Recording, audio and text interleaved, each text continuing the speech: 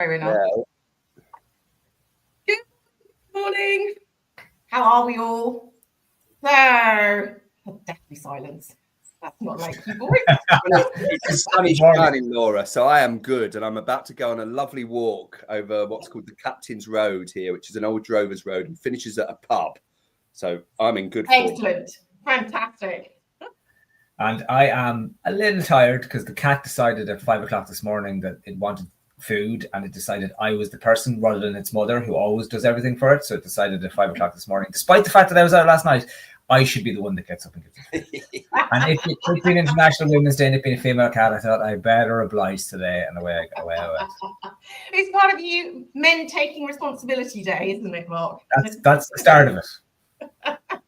Well, it would be remiss of me if I didn't express my absolute gratitude to both Mrs. Glyde and Mrs. Carolan and your respective families for allowing me to drag you in from respective duties on a Saturday morning. So I am pleased to express my gratitude to both of them. But I'm also exceptionally grateful to you both because I know you both have very big reservations about stepping into this space, which International Women's Day. Although you reframed it quite nicely, Mark, in your post about actually maybe it's International Day of Men Stepping Up or taking responsibility, or words to that effect. So I like that. And yet here we are. And but the irony wasn't lost on me this morning that I have a pack of kintsugi cards. And for those who are not familiar with kintsugi, it's the ancient Japanese art of golden repair. The idea that even when in our most broken moments, we can create something even more beautiful and resilient than before, which I think is quite poignant. And the card I picked was believe. And I think that kind of sets the scene for this, because we have to believe in better. We have to believe that there is always, always, always a way forward. And for me, that if we truly want to accelerate action, we have to actually move beyond the talk and into real change. Because I read a stat sometime this week. I've seen a lot of stats this week, but I think that the current estimates at the current pace is that it will take us another 130 years for gender parity. I mean, so that's not going to happen in any one of our lifetimes. Wow. It's just not good enough. I mean, that's a long time. And that's not even necessarily your children's lifetime either. So if we want different, we must do different. And for me, that different and believing, to use the Gandhi phrase, which I know you both used this week, is to be the change that we want to see in the world. For me, it has to have men as allies. And you both have been tremendous allies of mine since we met on LinkedIn, because we've never actually met in real life other than through a laptop. But, we have been on a journey through the Are You Tribute Living series, and now this is, sort of another dimension. And so I'm exceptionally grateful for you both being allies and in my world. So I want to say thank you both for stepping up and stepping out, and for believing that change really is possible, but it's also necessary. And this is our first step today on a very poignant day for us all. So I know, enough from me, but Dan, when you write your posts, I'm always saying that we're more similar than we're different, because so much of what you write resonates really, really, really loudly for me. A lot of the experiences that you describe, I feel them too.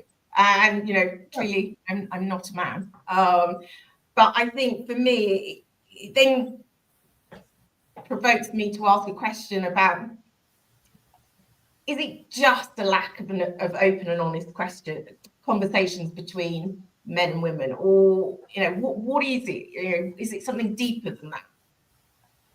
I mean, that is certainly that's certainly a factor. We all make assumptions all the time. We think we know based on what happened in the past. And I love your Kintsugi card today, believe, right? Because beliefs are so important. They shape the lens through which we see the world, right? Now, there'll be guys out there today going, International Women's Day. There's no International Men's Day. Why have we got to, you know what I mean? That this is this belief that life is pie. And but by trying to elevate women, they're somehow taking a piece of their pie. So Julie showed me something this morning on Instagram, a poll where they'd polled Generation Z, and they've decided in this poll that equality's gone far enough, 56%. And it's like, well, equality, how can equality go far enough? How can it be an end point for equality, right? Well, that's, for a kickoff, that's a fundamental misunderstanding of what equality is. Right? And what do you mean gone far enough? It just baffles me, right? It absolutely baffles me. And again, this is driven by belief. There's a great phrase out there when I'm not sure who to attribute it to, but I first heard it from Lily Allen, the pop singer, where she said, if privilege is your normal, equality feels like oppression, right? So there's a lot of men out there feeling oppressed and feeling attacked. And this view, that's enough equality. Oh, let's get rid of DEI. We don't need it. It's not a thing anymore. It's like, well, how can equity and inclusion be a bad thing? How can that ever be a bad thing? I don't get it. But that's, again, it's that belief, Laura, isn't it? And then this whole, it's not all men. And again, that's a belief, but that's apathy. That's shrugging our shoulders. And like you were saying, if nothing changes, nothing changes. Shrugging us, it's not me. Well, I have nothing I can do about it. I'm not a predator. I'm not attacking anybody. I'm not discriminating against anybody. And it's like, no, but you are part of the culture that created the circumstances for this stuff to go on. And we're all responsible for that, every single one of us. And unless we all get together as one, we stop this gender war and this constant comparison. Now, I'm somebody who works with men and talks about men. So here I am, Mr. Hypocrite, saying, because all my stuff is about men, because I'm talking to men and doing things for men, right? But that doesn't mean that I'm doing that to the exclusion of anybody else, because I see a particular problem with men's identity, and I went through particular problems that were to do with being a man and being masculine. So I know there are particular things that I can help with, right? But that doesn't mean that I do that to the exclusion of anything or anyone else. And as you always say, Laura, and lots of women turn up on my content saying, yeah, this is me, I go through this. And I'm like, yeah, this isn't exclusive. We all go through the same things. We all have the same problems. We all create the culture and the society in which we live. And we can either get on the front foot, take action and do stuff and be a part of it, an active, deliberate part of it, or it can just happen around us and we can be powerless and put our hands up and say, not all men, not me, Gov.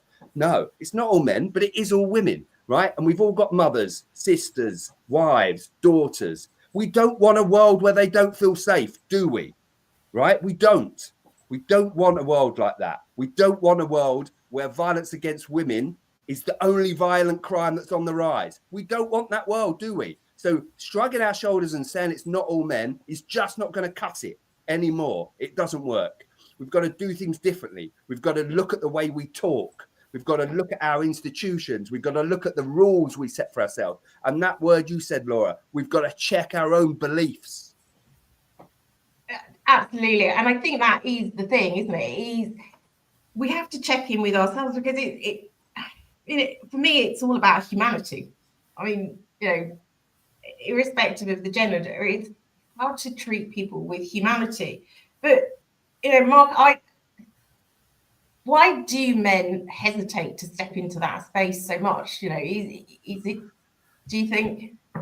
It's a big question. There's a lot in that, Laura. Like, I suppose I'll go back to the dinner table at my house this week, and I said, okay, I'm doing something on International Women's Day. Too much abuse from the three women at the dinner table, and I was expecting that. I said, no, hold on a second. There's a reason. There's a point to this, And my wife made a very valid point, and you used the word belief there, Laura, about belief, and we don't believe women, I think, is a part of it. Like, you know, as much as the beliefs we hold, we don't actually believe women. And I know there's a larger context to that as well, in terms of criminal activity and you know, sexual abuse case and this kind of stuff, and believe all women and that kind of thing, right? But let's break it down to a more similar thing, right?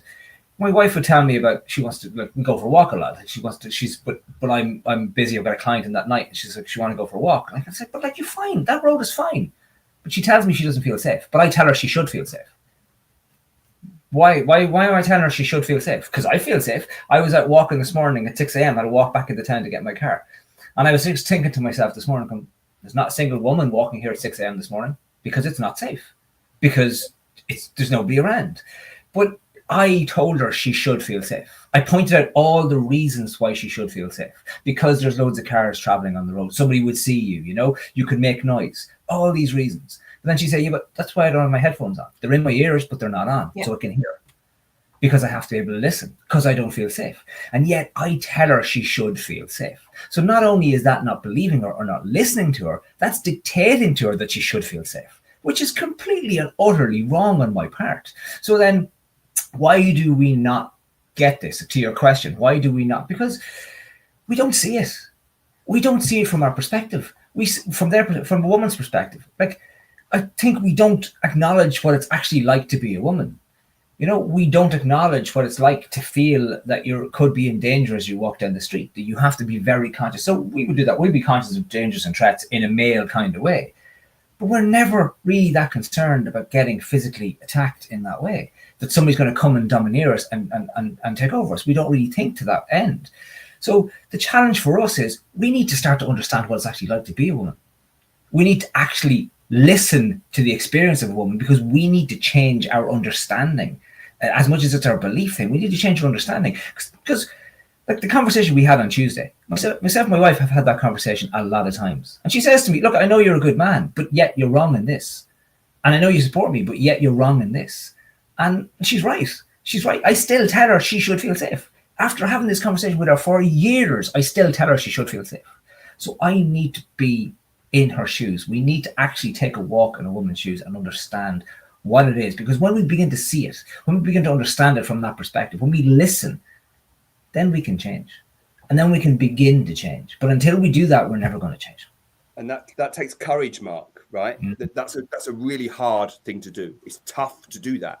I've tried to do it myself. I watched a film quite recently. I can't remember what it's called, but it's about women and that lived experience and that you know, that interaction they have with men, and then having to try and extricate themselves from a situation without upsetting the man, and I'd never put myself in those shoes. I hadn't had that lived experience. I just haven't. And then I watched that film and I cried for the rest of the afternoon. I couldn't stop, because I was facing the reality of women's lived experience, and probably for the first time in my life. And it broke my heart to know that I have been part of this culture.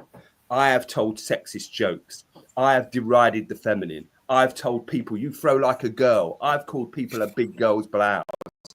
This all, you know, it seems throwaway and funny, and why does it matter? I can't fucking say anything anymore. But it's important, the language we use, that, you know, and the more I thought about it, the worse I felt, and the more it broke my heart. But it was so important for me to go through that, to put myself, to walk a mile in the shoes of a woman and understand what their lived experience is. But it's hard, but it's got to be done. Now you're out. I mean, both of you spot on. It's that whole thing. And what's the phrase? Until you've walked in somebody else's shoes, you I don't know. You criticize whatever the whole phrase is, but it's so true. You can't fully understand what you've not lived. And actually, Mark, it's really interesting you say about your wife's lack of use of earphones when she's running in the dark.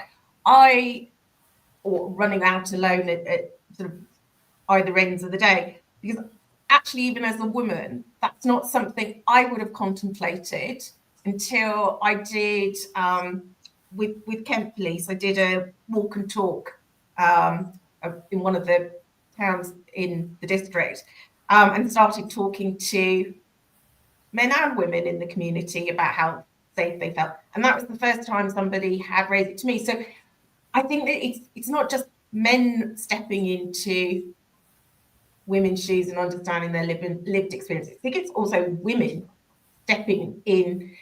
I think it's, so I go back to my point about, it's about humanity and understanding humanity and being more compassionate and kind and understanding to one another. Because for me, it's like we never know what someone's real lived experience is. We need to seek to understand within this. But I'm just reading Michael's comment here. Let me pop it up. It's probably going to take quite a bit of the screen. But women are much more in danger in the home than outside of it. Once everybody understands that all women will feel safer outside their homes naturally, understanding women's perception on reality is based on men's propaganda of the reality of violence. Yes, it isn't the whole story, and there's much more. But it is relevant, Michael. And he's right. And I think that's part of, it's beyond this conversation, but that's part of the reason we are launching the Safe Havens initiative, so that people have a place where they can go safely to reach out, because I recognise that it's not necessarily when we're out and about. I think for me, you talk about, believing their lens of the world, I guess, is probably what we're saying here, and the lived experience they have. And it's really interesting. One of the stats is that 79% of men in senior leadership believe women are well represented in leadership. Yet only 55% of women agree. I think that beautifully captures what you've just both described, this belief and lack of understanding, perception versus the reality is not the same. Yeah, it's tough, isn't it, Laura? And it's why we need, as you said, it's about conversations. And again, what Michael is saying there, right? He's talking about the reality of the statistics. But the difficulty, what you've got to be really careful of, what Michael's saying there, is dismissing that feeling that I'm not safe outside of my home. So statistically, actually, you're more likely to be a victim of violence if you're a man. Men are more of victims of violence more often than women are. But that just shuts down the conversation. That dismisses women and dismisses their point of view and the way they feel. And we've got to be really careful not to do that. Yes, we can look at statistics. Yes, if we're going to make changes, we want to make changes that are going to work. So we've got to say, actually, it's inside the home where the problems are. So this is what we've got to talk about. But when we do that, we've got to be really careful. Michael's comment there starts, but women are much more in danger in the home than outside of it. For me, that feels a little bit like we're telling women how to feel. We've got to be really, really careful of that, because we've been doing it for hundreds of years, and it's got to stop. Yeah, and I think the other thing for me is, it is a stat, but 18% of women only will report what's happening to them is the stat that really screams home to me, because that says they don't feel safe enough to report. They don't feel that they've got options. The environment isn't safe enough for them to report. And so, what do we do? There's clearly a huge disconnect as to how we make that change. But, for all of us, how do we start shifting that narrative? What is it? Just checking ourselves out. I mean, Dan, I know that you have said before, with Julie, that until you really, really got to know, why. And I very vividly remember you talking about an instance where you'd really appreciated her perspective on home and the house, and I forget exactly how you're talking about it, but it was a very poignant point that you've made, and you stepped into her shoes to understand. I think that's about emotional load, was it, Laura? Something like that. But and Julie being the project manager of our lives. and that learning that, because I couldn't get it. So there'd be times Julie would get upset with me because I hadn't done something, hadn't done some washing or something like that. And I'd look and go, it can be done tomorrow. like, what's the issue? There's no issue here. That's fine. I'll do it tomorrow. Don't worry. It just wasn't a priority for me today. I had other things to do. But actually, what I was failing to understand there, and again, this is a product of our culture, is that Julie takes on the responsibility for organising our house, for getting everything done. And when I don't do that, and don't get me wrong, I contribute in my house. I do a lot. But what I don't do is I don't take responsibility for it all. I don't care most of the time, if I'm really honest, whether things are done or they're not. Whereas for Julie, she feels that responsibility, and it's an emotional load. She's thinking, right, oh, we've got to get this washing done by this time. I need to organise that. I've got to get this insurance organised. I need to do this. I'm not thinking that. I'm never doing it. I just show up and do what needs to be done. And understanding for the first time in my life, going, yeah, she's right. I don't take responsibility for that stuff. I don't take on that emotional load. It doesn't even occur to me. I might look at the washing basket and go, do you know what? Yeah, I'm going to put a wash load on today. But I'm not thinking about how that connects to everybody else in the house and whether somebody needs this at this time and this at this, because I don't organise that stuff. I just rock up and do what I do when I do it. And it's not that Julie's saying to me, no, you've got to take this responsibility, but just understand that I am. No, it was such a beautiful example, because I think that is where there is a difference between the way that men and women necessarily see the same things, but it's that understanding that actually makes such a huge, massive difference, and not just to relationships, but to the world generally. When we understand that, neither way is wrong or right. It's just different. And if we understand that, then there's so much more that we can do together.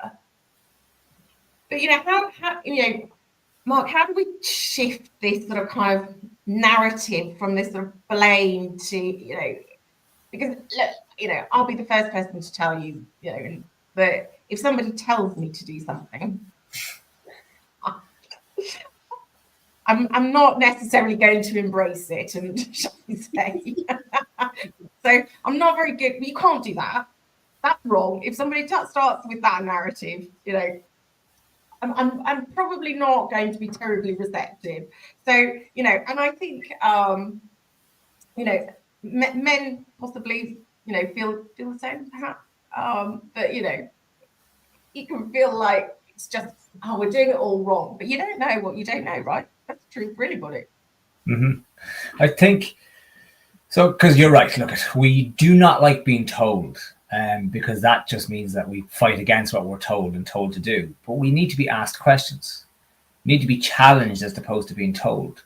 Why are you doing this? What's the logic behind that? Why are you thinking that? Like, okay, let's bring it back to groups of men, right? And male friends. The reason why the sexist culture persists is because it's not challenged. You're in a group, somebody will say something untoward about, say, a woman walking past. It's fine, it's not challenged. No one's going to challenge it. If it was your daughter, it'd be entirely unacceptable. So, what makes it acceptable versus what makes it unacceptable, right? What's banter versus what's not banter? I know you alluded to that earlier. So it needs to be that challenge in order to change it. Let's take a silly example here, right?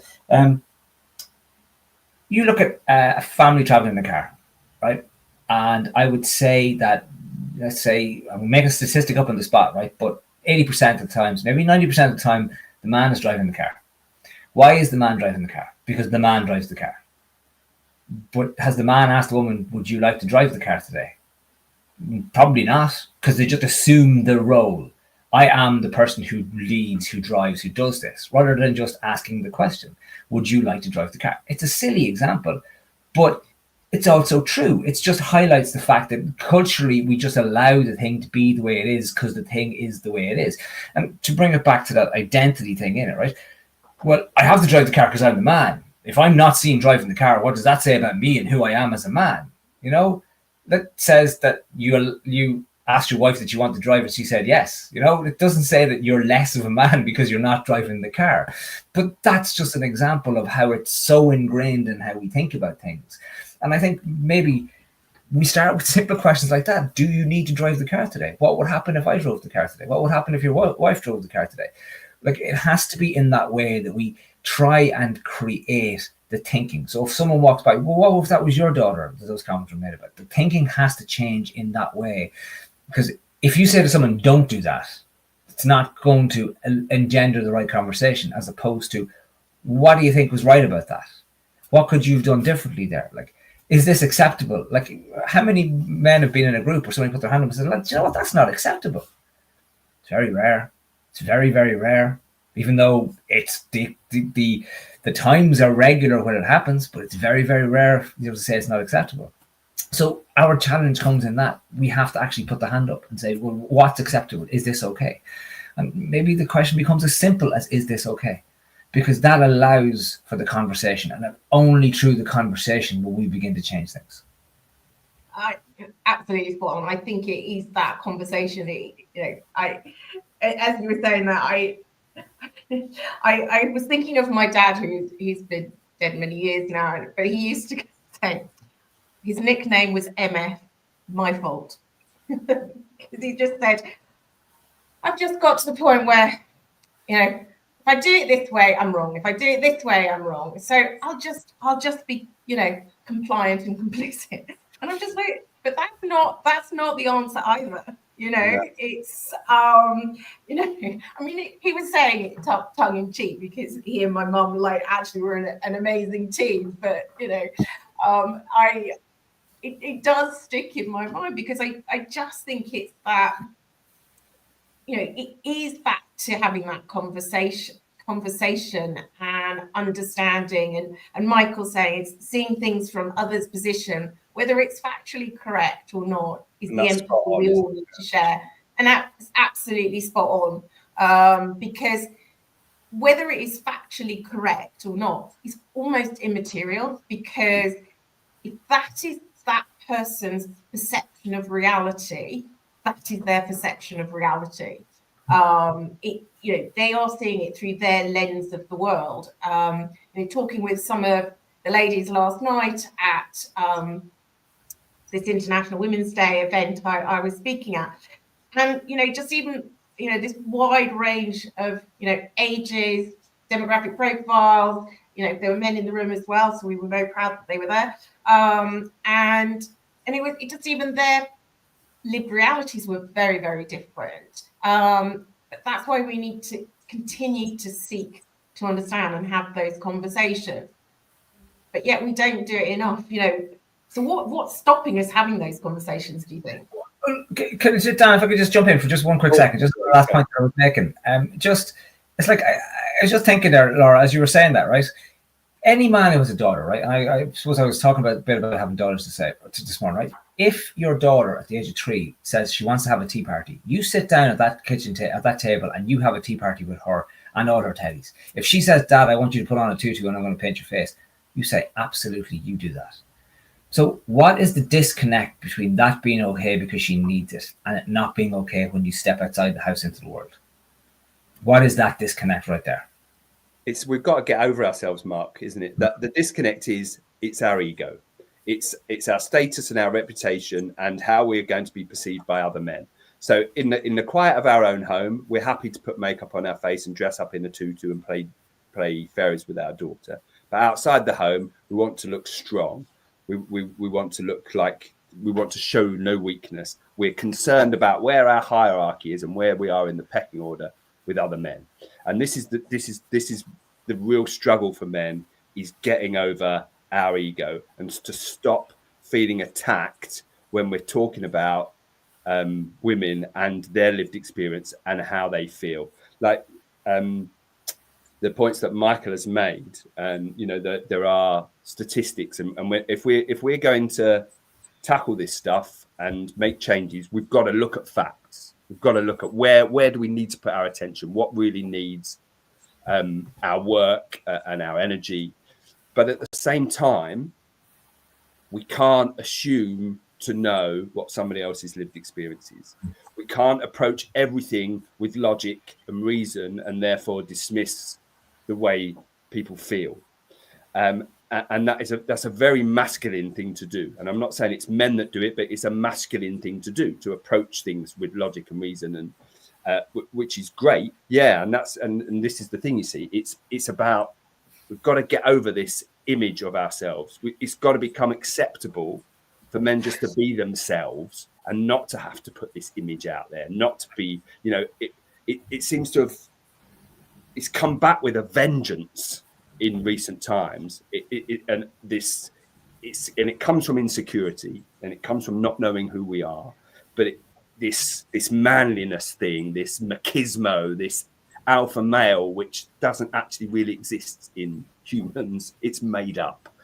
And we've got to get over this stuff. It's getting in the way. It's holding our young boys back. It's infecting them with this thinking, which is going to stop us from having these conversations. It stops us from understanding from everybody's point of view, everybody's lived experience, how everybody feels. It shuts down conversation, where men think we can't be vulnerable, we can't share how we really feel, we can't have these open and honest conversations because it might reduce how we're seen in the eyes of others.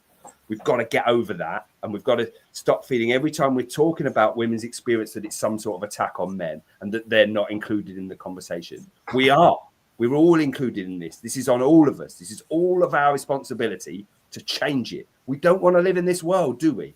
We don't want to live in a world where women don't feel safe. We don't. When I first heard that man and bear thing that took off on social media, it broke my heart to think that any woman would want to be in the woods with a bear and not me, because I would never harm anybody ever. But yet, the more I think about it, the more I get it. Because Julie said to me, would you want me to be in the woods with a man or a bear? And when it came down to it, I chose the flipping bear. Mm. Yeah, it's and I think that's the thing, for me, it's, we're not enemies. It's, we all want safe, thriving communities. We all want, people to flourish. For me, the answer is absolutely collaboration, not confrontation. So, conscious it is a beautiful, well, certainly here in sunny Tunbridge Wells, it is sunny for a change. And I know, Dan, you have a mountain to climb and a pub to go and have a nice cool beer with Julie in once you get to the top.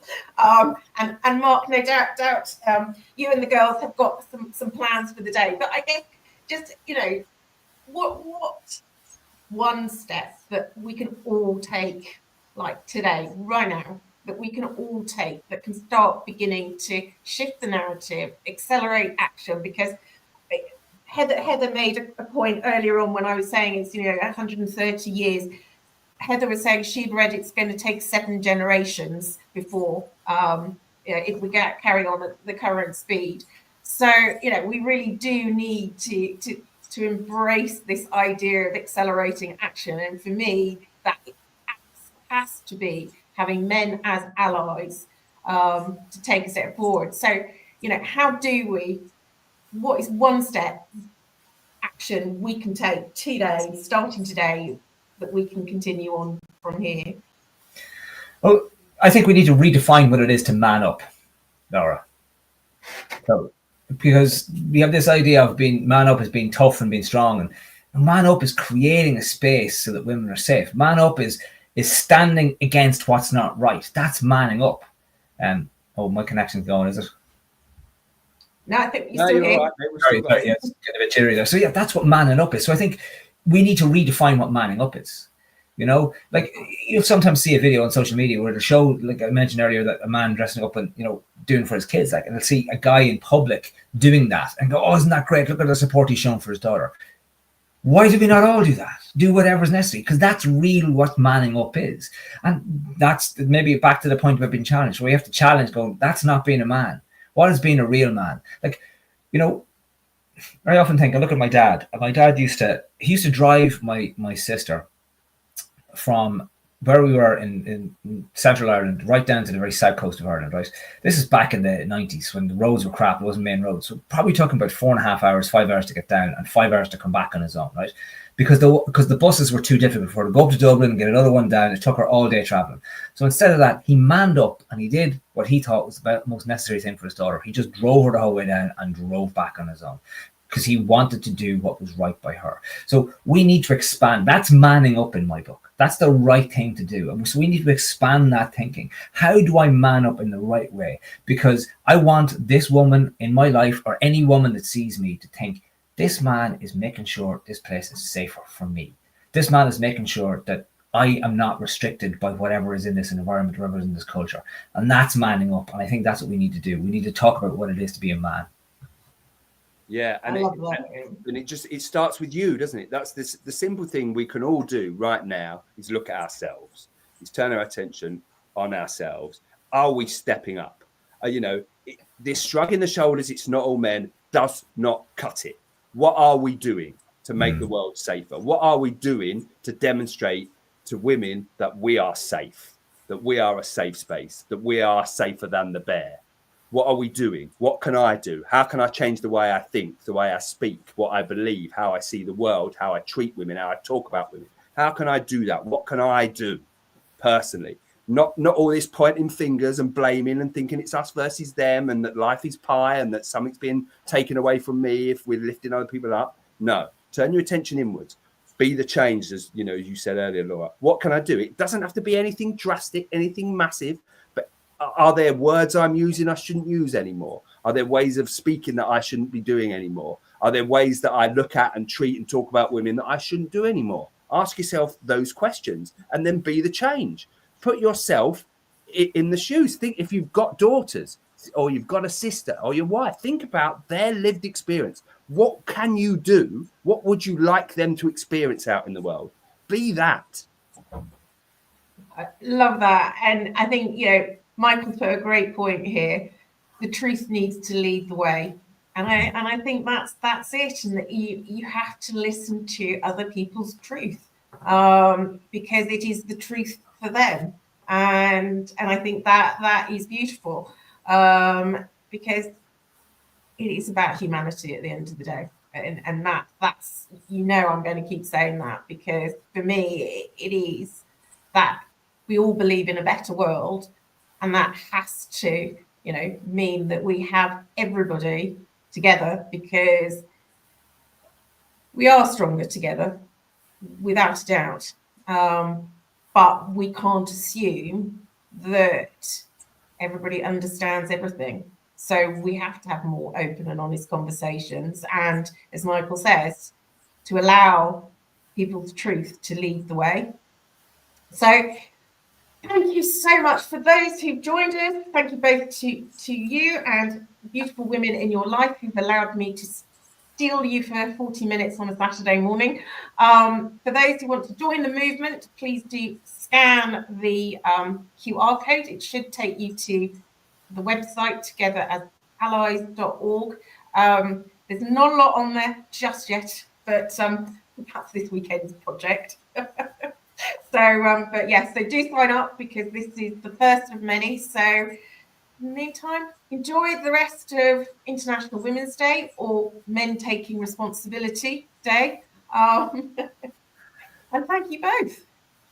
Thanks, Laura. It was a pleasure. Thank you. Yeah, it's been a nice opportunity to have this chat.